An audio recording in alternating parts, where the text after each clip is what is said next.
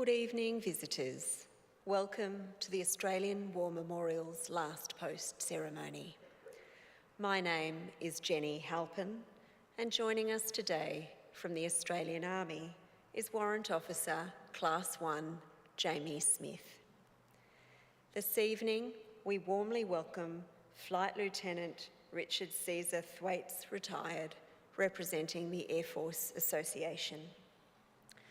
We welcome the veterans who have served, those that are still serving, and the families that love and support them. The live stream of this ceremony is made possible by the Returned and Services League of Australia and the RSL and Services Clubs Association.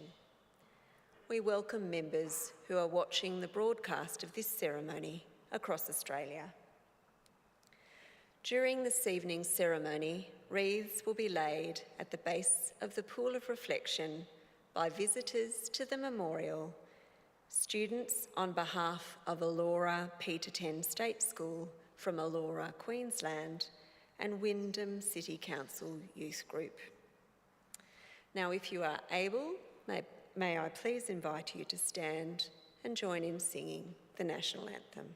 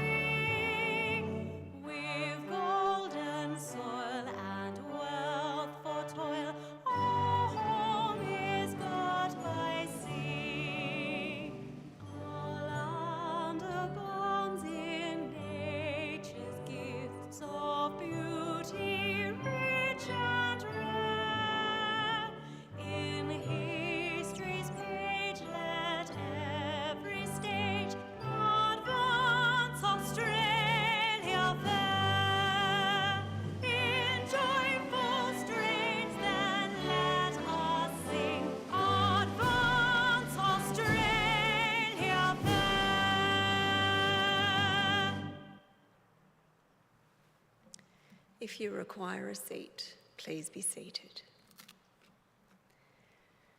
The Australian War Memorial was the vision of Charles Bean, Australia's First World War official historian. Bean landed with the Australian troops on Gallipoli and stayed with them at the front through to the end of the war. The idea of this national memorial and museum came to him at Pozières, France, in the depths of the bloody fighting of 1916. Bean's idea was that this would be a place where families and friends could mourn loved ones buried in faraway places. It would also be a place that could help all Australians understand what these men and women had endured and what they had done for us. Bean's vision, to which we remain true, is best expressed as inscribed in the entrance to the memorial's galleries. Here is their spirit, in the heart of the land they loved, and here we guard the record which they themselves made. Tonight, we will read the story behind just one of those on the Roll of Honour, which lists the names of more than 103,000 men and women who have given their lives for us in war and on operations for more than a century. But first, we present a lament, flowers of the forest. Wreaths or floral tributes will now be laid at the base of the pool of reflection.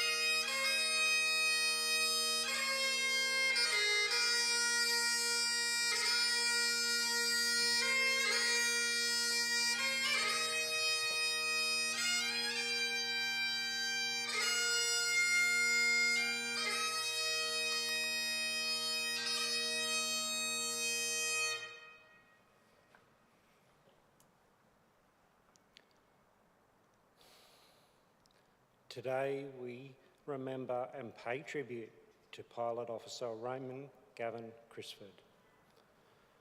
Raymond Crisford was born on the 7th of November 1915 in Charleville, Queensland. He grew up alongside his sisters Halcyon and Eris and his brother John. At the beginning of the Second World War, the Crisford family was living in the Sydney suburb of Bondi Junction. Raymond was working as a cellar foreman for Leo Burring Proprietary Limited on George Street until June 1941, where he began serving with an army workshop. In February, however, Raymond discharged in order to enlist in the Royal Australian Air Force. After initial training, he began training as a navigator. On the 3rd of October 1942, he embarked at Brisbane, destined for Canada. As part of the Empire Air Training Scheme, he was one of almost 27,500 RAAF pilots, navigators, wireless operators, air gunners, and flight engineers who, throughout the course of the war, joined Royal Air Force squadrons or Australian squadrons based in Britain.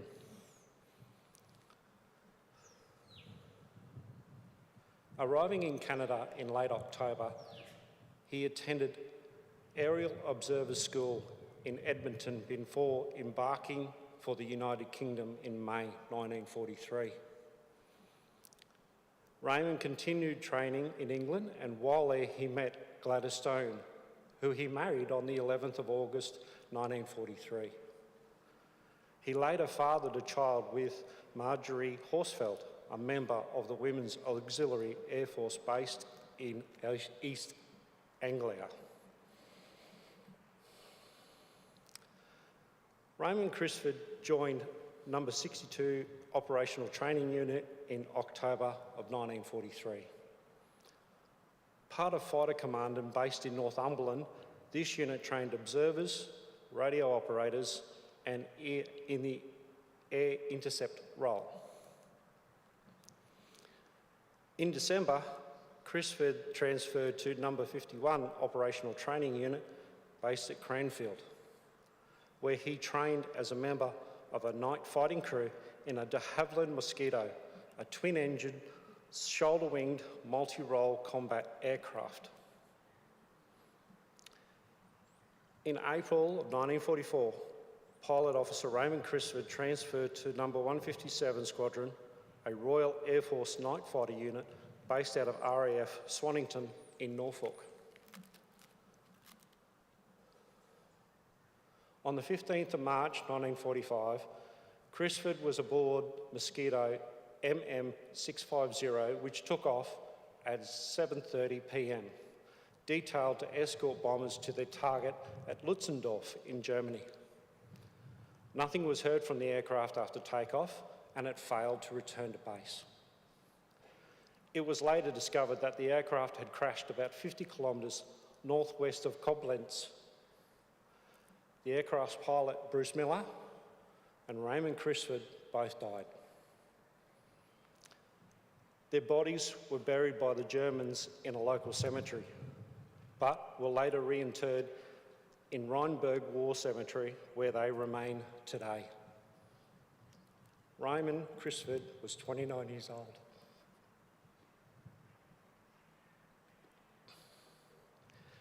His name is listed on the Roll of Honour to my left, among some 40,000 Australians who died while serving in the Second World War. His photograph is displayed today by the Pool of Reflection. This is but one of the many stories of service and sacrifice told here at the Australian War Memorial. We now remember Pilot Officer Raymond Gavin Crisford, who gave his life for our freedoms and in the hope of a better world.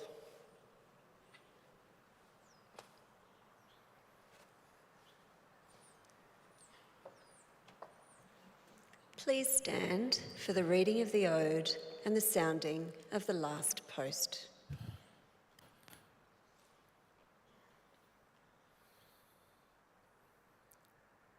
They shall not grow old, as we that are left grow old. Age shall not weary him, or the years condemn. At the going down of the sun, and in the morning, we will remember them. We will remember them.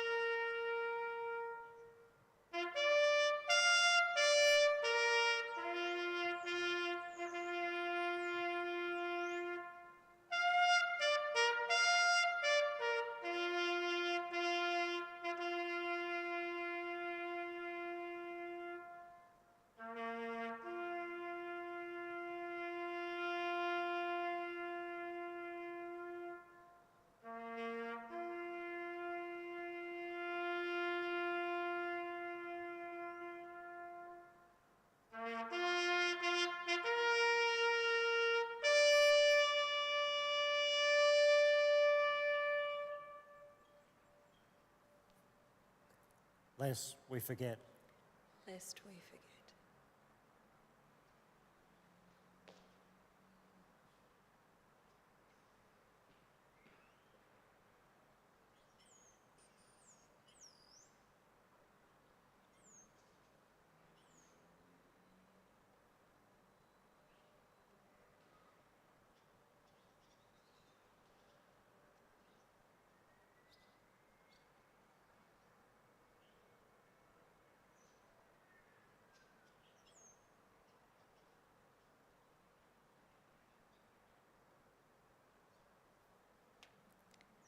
We leave you this evening with the words of the memorial's founder, Charles Bean.